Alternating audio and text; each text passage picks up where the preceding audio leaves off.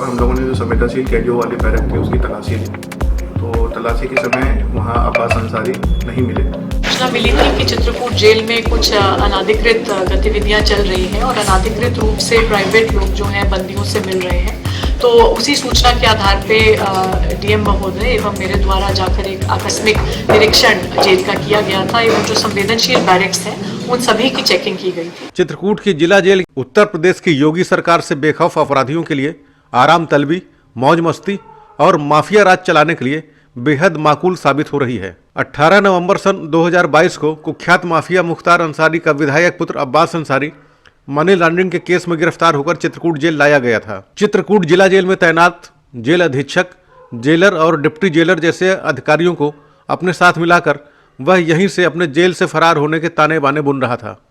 इस काम में उसकी पत्नी निखत अंसारी भी बखूबी साथ दे रही थी। चित्रकूट जिला जेल में चल रही अपराधियों की हैरत अंगेज कहानी का भांडा उस समय फूट गया जब चित्रकूट प्रशासन को लखनऊ से जेल के अंदर अब्बास अंसारी और उसकी पत्नी निखत अंसारी की घंटों लंबी मुलाकातों की सूचना मिली। सूचना मिलने के बाद आनन फानन में चित्रकूट के जिलाधिकारी और पुलिस अधीक्षक जब जेल में छापा मारने पहुंचे तो वहां की स्थिति देखकर प्रशासनिक अधिकारियों के पैरों तले जमीन खिसक गई। जब यह अधिकारी अब्बास अंसारी के बैरक में पहुंचे तो वह बैरक से नदारद मिला। जेल अधिकारियों से जब इस बारे में सख्ती से पूछताछ की गई तो पता लगा कि अब्बास अंसारी को मिलाई के लिए ले जाया गया है। अब सवाल यह था कि आखिर अब्बास अंसारी की किससे और कहां मुलाकात करवाई जा रही है।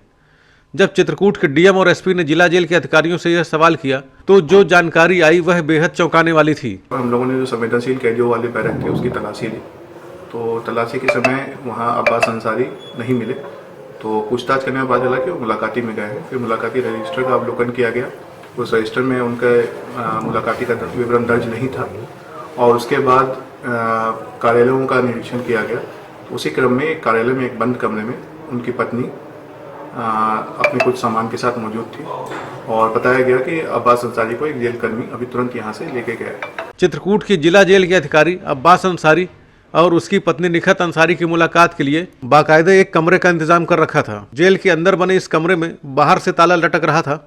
जब वह ताला खुलवाया गया तो उसके अंदर अब्बास अंसारी की पत्नी निखत अंसारी मौजूद मिली। जांच पड़ताल के दौरान सामने आया कि अब्बास अंसारी निखत के मोबाइल से अपने खिलाफ दर्ज मुकदमों के गवाहों और अभियोजन से जुड़े अफसरों को धमकाता था और साथ ही साथ जेल के अंदर से ही रंगदारी का कारोबार भी चला रहा था। अब्बास अंसारी की पत्नी निखत बानो अपने ड्राइवर नियाज के साथ रोजाना जेल आ रही थी और कई कई घंटे जेल में बिता रही थी। निखत बानो को अब्बास से मिलने के लिए ना किसी पर्ची की जरूरत पड़ती थी और ना ही उसकी कोई जांच पड़ताल की जाती थी।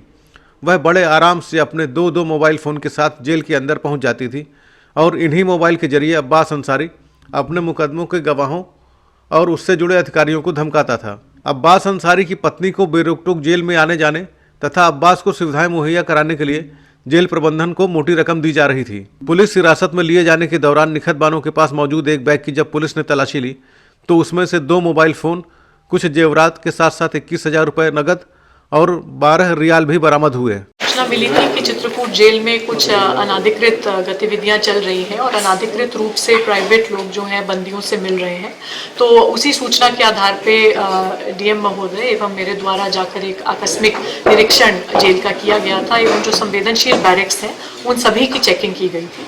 तो उसी क्रम में हमने पाया कि अब्बास अंसारी अपने बैरक में मौजूद नहीं थे और फिर कारागार विभाग के जो कर्मी थे उनसे जब पूछताछ की तो पता लगा कि उन्हें प्राइवेट में मुलाकात करने की अनुमति दी गई है और जो कार्यालय है कारागार का उधर ही एक प्राइवेट कमरे में उनकी पत्नी से मुलाकात कराई जाती है जिसका विवरण मुलाकात रजिस्टर में अंकित नहीं किया जाता है। तो उस कमरे में जब जाकर देखा गया तो उनकी पत्नी वहाँ मौजूद मिली एवं उनके पास मोबाइल फ़ोन्स प्राप्त हुए जो कि कारागार के नियम के विरुद्ध है। तो इसी आधार पे हमारे द्वारा संयुक्त रिपोर्ट प्रेषित की गई थी गृह विभाग को, कारागार विभाग को। उनके द्वारा एक स्वतंत्र जांच इसमें कराई जा रही है जिसमें कारागार विभाग की भूमिका है उसको स्पष्ट किया जाएगा एवं इसी क्रम में हमारे द्वारा सुसंगत धाराओं में प्राइवेट व्यक्ति जो अब्बास अंसारी से मिल रहे थे उनके विरुद्ध एवं कारागार विभाग के अधिकारियों एवं कुछ कर्मियों के विरुद्ध मुकदमा पंजीकृत किया गया है। पुलिस ने निखत बानो व उसको ड्राइवर नियाज को गिरफ्तार करने के साथ ही अब्बास अंसारी, जेल अधीक्षक अशोक कुमार सागर, उप जेल अधीक्षक सुशील कुमार, जेल आरक्षी जगमोहन और जेल के अन्य ड्यूटी पर तैनात आरक्षी के खिलाफ आईपीसी की धारा 387, 222, 186, 506, 201, 120B, 195A, 34 IPC और 42B, 54 प्रिजनर्स एक्ट के साथ साथ 7 CLA एक्ट, 7/8/13 भ्रष्टाचार निवारण अधिनियम के तहत मुकदमा दर्ज कर जांच शुरू कर दी है। जेल में रची जा रही इतनी बड़ी साजिश से LIU और पुलिस का अनजान बने रहना अपने आप में एक बड़ा आश्चर्य है।